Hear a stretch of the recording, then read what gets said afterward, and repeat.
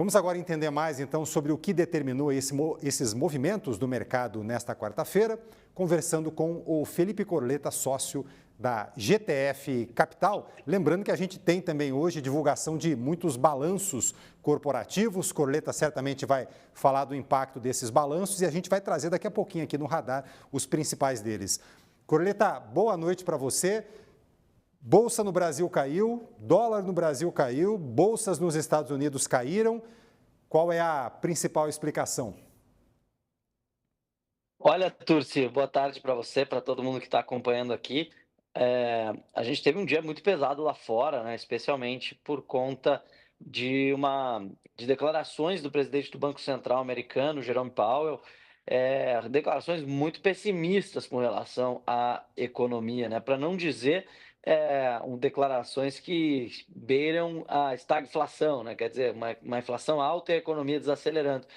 Falou que as tarifas são maiores do que eles esperavam no Banco Central e falou que a incerteza causada por isso também pesa e disse que o Banco Central está numa posição muito confortável nesse momento com a patamar de taxa de juros. Então, eh, postergando, portanto, qualquer expectativa que o mercado possa ter de que o Banco Central vá cortar, né, as taxas de juros. A gente tem sempre, especialmente em momentos que o petróleo cai de preço, né, essa expectativa de inflação caindo e as taxas de juros se acomodando, indo para baixo. E não é o que a gente está vendo nesse momento, especialmente por conta dessa guerra tarifária. As expectativas de inflação nos Estados Unidos estão piorando e a gente tem aí essa expectativa da taxa de juros cair cada vez mais longe, né? Então, esse é o principal ponto, acelerou as quedas da Bolsa Americana, que se recuperou até um pouquinho no final do pregão. A Bolsa de tecnologia chegou a cair mais 5%, fechou com um pouco menos de queda do que isso, mas especialmente refletindo essas declarações do Jerome Powell. Lógico que a guerra tarifária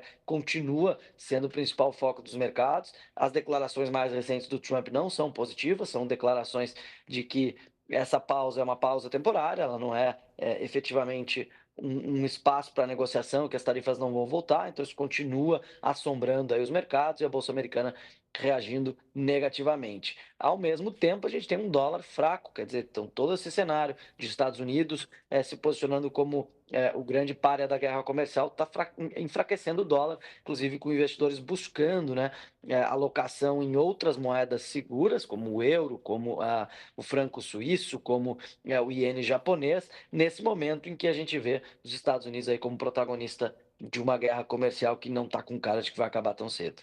Pois é, aqui no Brasil o dólar fechou em queda, valendo R$ 5,86.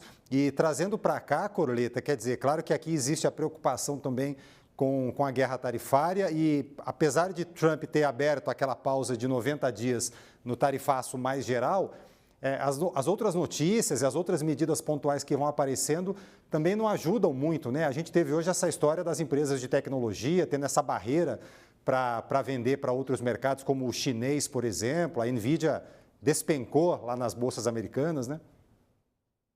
Exato, a Nvidia aí fechou com 6,9% de queda, uma queda muito expressiva, considerando o tamanho da empresa. É lógico que toda essa guerra comercial ela é muito prejudicial, especialmente para o setor de tecnologia, porque ele depende muito da produção na China, ele depende de minerais que a China exporta e depende também do mercado consumidor da China, que altamente, consome muita tecnologia, né? Então isso pesa demais. É um país que tem uma população gigantesca, uma população muito digitalizada. Então isso pesa muito, sim, para a Nvidia e para outras empresas de tecnologia. Isso a gente reflete hoje. Assim, estou olhando aqui, Tesla caiu 5%, Apple caiu 4%, Microsoft 3,7%. Então realmente uma quarta-feira aí bem pesada para as ações de tecnologia. Falando de Brasil, a gente teve sim um dia positivo no dólar para baixo. A gente teve um dia relativamente estável no mercado de renda fixa, com a curva de juros operando perto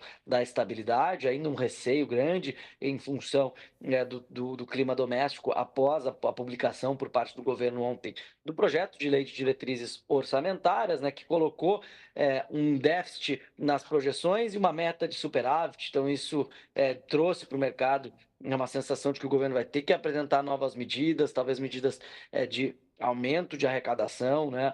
Já que a gente vem vendo que esse governo não traz muitas medidas de cortes de gastos. Então, isso também trouxe um certo mau humor para o mercado por aqui. Com relação à Bolsa, a gente teve uma queda aí do índice Bovespa de 0,72%, que antecede o dia de vencimento de opções, e uma queda muito puxada pelas ações da Vale. Tá? Ontem a Vale publicou seu relatório operacional, sua produção, um relatório que, por conta das chuvas, aí, especialmente na região de Minas Gerais e no sudeste do Brasil, pesou na produção, a produção veio abaixo do que esperavam os analistas, a ação da Vale aí fechou com uma queda de 2,32%, retirando cerca de 400 pontos do Ibovespa, né? Então isso acabou pesando, levou a Bolsa a fechar em queda, a maior parte dos papéis também, mas uma queda bem moderada, se a gente for olhar de uma forma relativa ao mercado americano, principal mercado aí do mundo. Então, se lá caiu 2 e pouco, aqui caímos 0,70, no relativo, o Brasil saiu bem do pregão de hoje.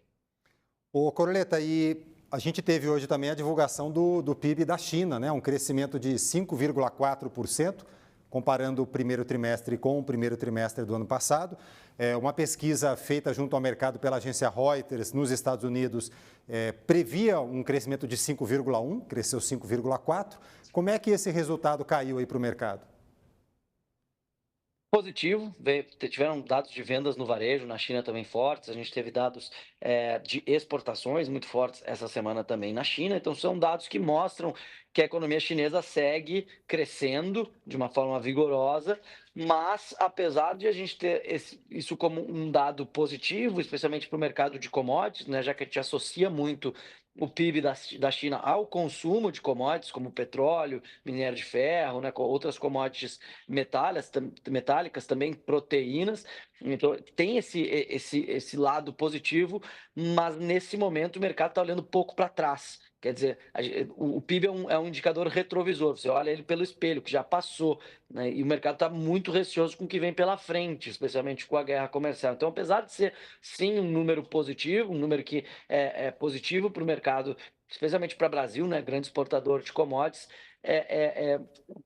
os investidores estão muito mais atentos no que vem daqui para frente em relação à China, especialmente no âmbito de toda essa guerra comercial. Corleta, e para amanhã, em que prestar atenção?